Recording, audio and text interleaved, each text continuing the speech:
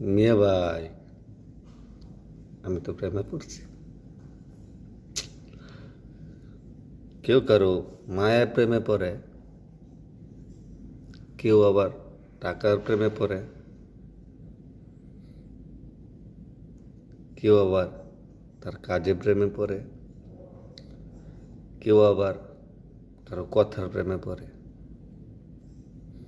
তবে আমি পড়ছি একজনের কথার প্রেমে।